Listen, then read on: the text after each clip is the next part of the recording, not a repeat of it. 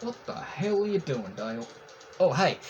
So, it's time for another Game Pickups video. Not a lot of stuff, but quite a bit to say about each of them. Before the games, I got a couple of other gaming stuff. One of them, the first thing is actually a toy that, kind of a funny nerd story that I wanted to share with you all. So ever since I was a kid, I loved minifigures. Was one of my favorite types of toys, especially things like Z-Bots and Battle Beasts. Like I used to kind of just mix them all together and stuff. And I remember Caldor, which, for those who don't know, it was a store chain, kind of like Target, Walmart. They went out of business in the mid-90s. But there was one across the street from my mom's house back in the day that we used to go to quite a bit. And it was probably like 94, 95. She took my brother and I there, and we're in the toy section. And my brother spotted these minifigures that came with motorcycles. There was Judge Dredd. There was 5 of them all together. It was Judge Dredd, one of the Street Sharks, and this 2-headed lizard guy with 2 guns or something. It was like, as a kid, I was obsessed with lizards, so I remember being like, oh, that would go great with like my Z-Bots and stuff. I didn't end up getting that figure, but as the years and decades went on, that figure was always in the back of my mind, but I could not remember the name of the toy line. So, not too long ago, I was watching an episode of Street Sharks, and then I started thinking about that. So, it's funny, it's one of those things where you're like, gotta love the internet. So, I did a Google photo search of Street Sharks minifigures, and through a lot of digging, I found it. So now I know what the toy line is called, so I can do a more advanced search, so to speak. They were called like Smash and Crash or something like that, because it was actually a short-lived toy line from Hot Wheels. And I saw all the figures. Like I said, there was Judge Dredd, the Street Shark. The other 2 that I couldn't remember were Ghost Rider, which makes sense, and Sonic the Hedgehog. And then, of course, like I said, there was the 2-headed lizard guy, and there he is.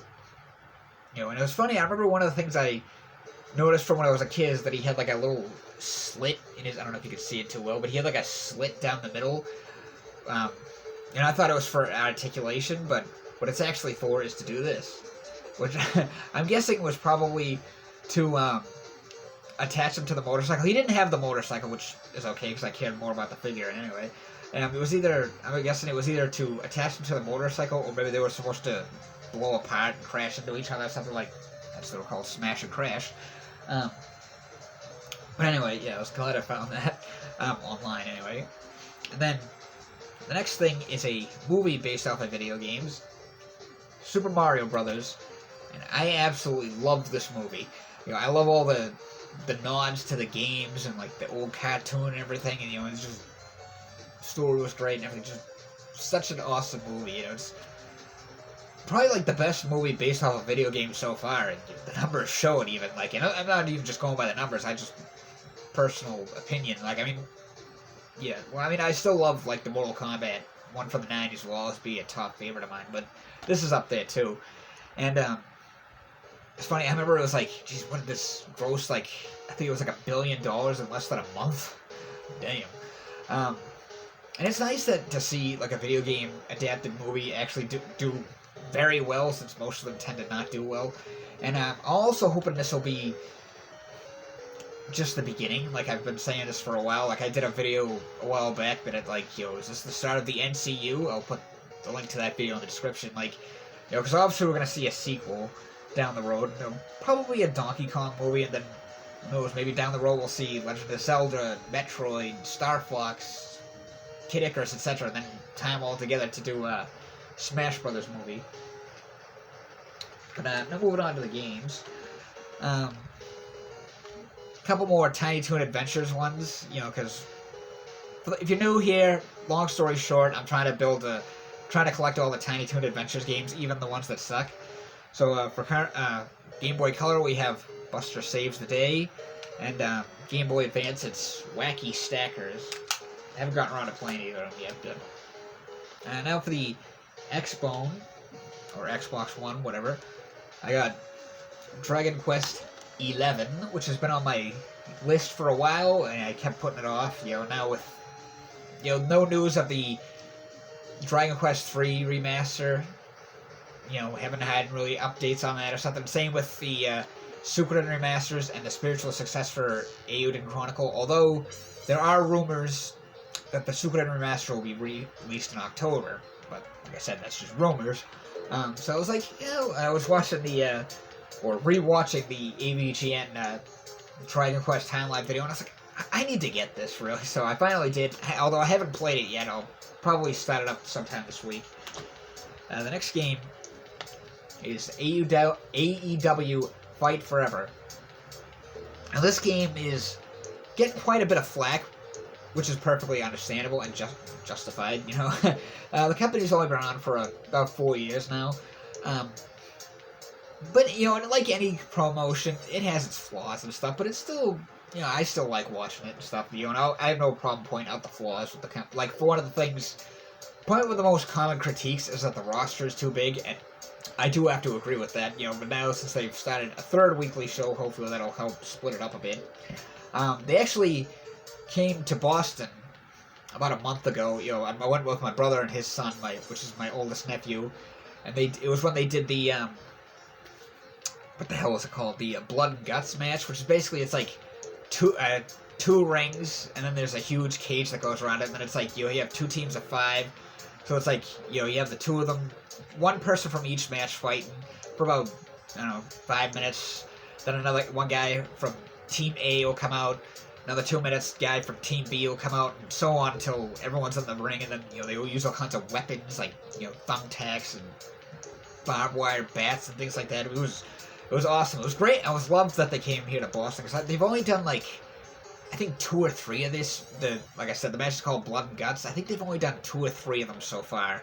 I know the first one was in Florida, and let's just say this was the third. I forget where the second one was. Like, if this was the second one, maybe this was the second one here in Boston, or, well, I mean, actually not in, whatever. Anyway, as for the game, for one thing, probably the most common critique is that the graphics look old.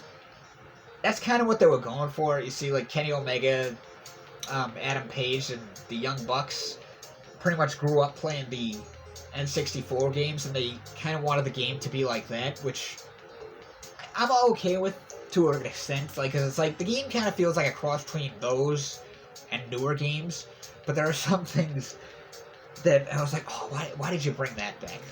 Things from No Mercy, for example, when you do a certain type of reversal to your opponent, they'll get dizzy or something, or confused is the word I'm looking for, where did he go? Why would you bring that back? That was something I always hated about No Mercy. Something that drove me nuts. And I'm like, why did you bring that back? Another thing is that the entrance, when a wrestler comes out, it's they just kind of step out on the stage, do their little taunt, and that's it. Kind of like how they did with No Mercy. They don't go to the ring or anything and do another taunt or whatever.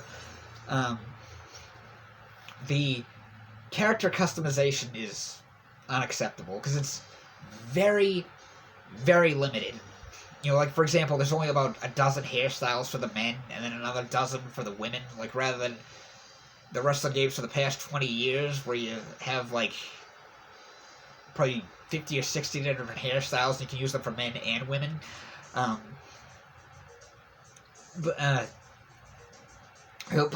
there are some other things, there's also not a lot of masks and face paint, but the moves are okay, for making moves for characters and stuff, and then the story mode is pretty good. It's called Road to Elite, which has branching paths, even though you have to kind of do it again and again and again. Another flaw is that there's some matches missing, there's no cage match, and then things like ladder match can only be one-on-one. You can't do a fatal 4-way or a tag team ladder match, which is kind of stupid.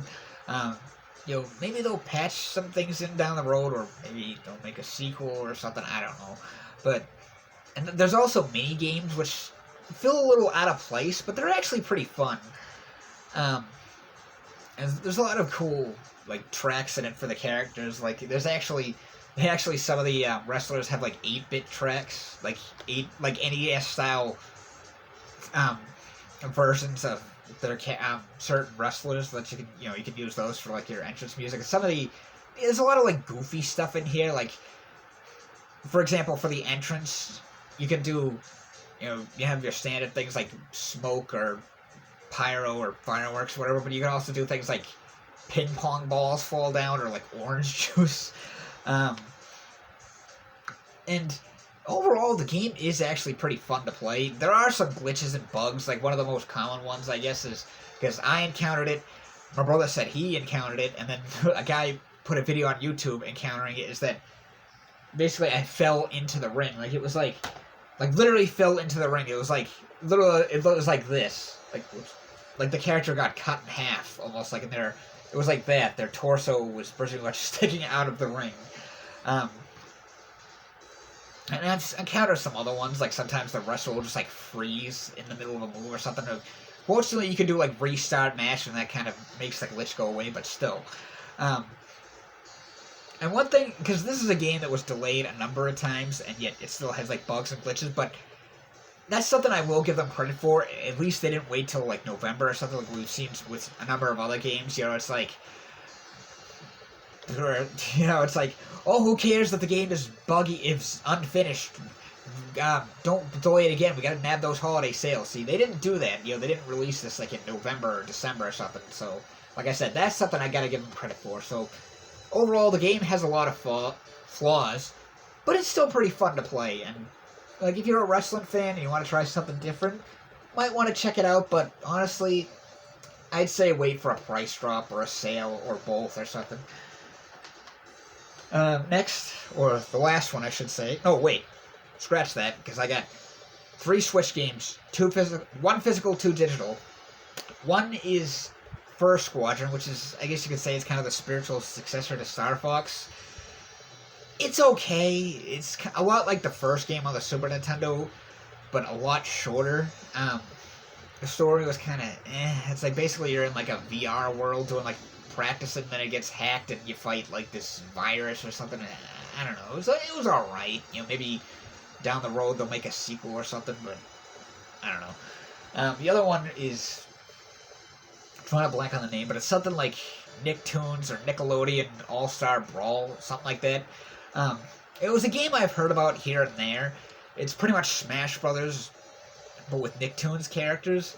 And a friend of mine said it was on sale on the Switch for, I think it was like $5.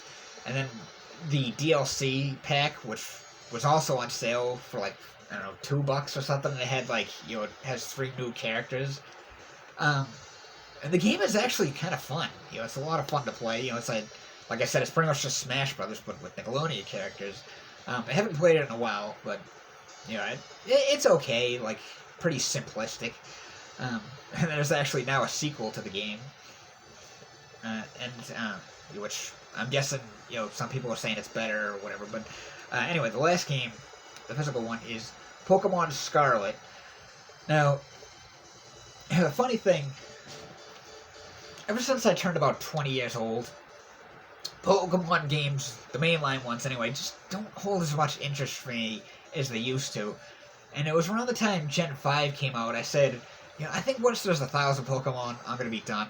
But then, with the newer games, they're showing that they're going to be like, I don't know if that's going to be with just these games, or if it's going to be an ongoing thing, where the games are going to be open world. And I was like, that might suck me back in again, because, now there's over 1,000 Pokemon, but it's open world now, which, like I said, that kind of drew me in.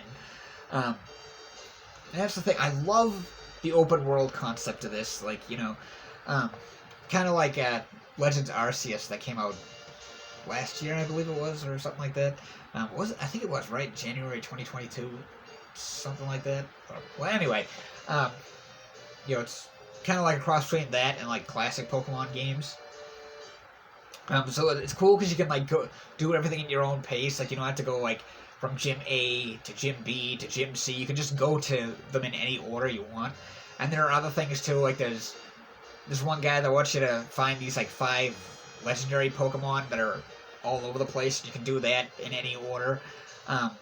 There's also a person who wants you to take down these rebel students, if you will. That it's like this rebel, kind of like the Team Rocket of the game, even though it's I wasn't too crazy about the idea at first because it was just like, it's just a bunch of like school dropouts that went into this like tough crowd, started this whole gang thing, kind of like, but then I kind of like the way they executed it. Basically, they have like 5 leaders, and each one has like a different base that has like a different type, kind of like the gym. So it's like you go, and again, you can do those in any order you want, and the way you navigate through the base is actually kind of cool because it's like you have to throw your Pokemon out to. It's not like you just battle trainers. The Pokemon just kind of run rampant. And you have to like throw out 2 or 3 of your Pokemon to like battle the other wild Pokemon in there. Like they just kind of do it automatically, which is kind of interesting.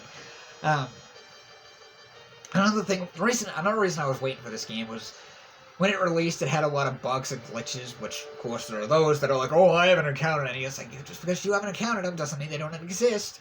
But so I was like, yeah, I'll hold off for a bit, let them patch the bugs and stuff. And I haven't really encountered any too many so far. The only thing is, there are quite a bit of like frame drops, if you will, like which I never really worry about frame rates that much. I mean, like, the whole 30 FPS versus 60 FPS, like I can see the difference, but I really don't care. But it's like if something is like 10 frame rates or lower, then yeah, that's a problem. Which you can kind of see this with some of in this game, like a Pokemon or a person might be walking in the background. It's like very, like I said, the frame rate is off, so that can be a little bit annoying. But other than that, it's a great game and a lot of fun. Really been enjoying that. So, that's all my game pickups from the past whatever. Thank you all for watching. Make sure to like, comment, subscribe, and I hope you enjoy the rest of your week.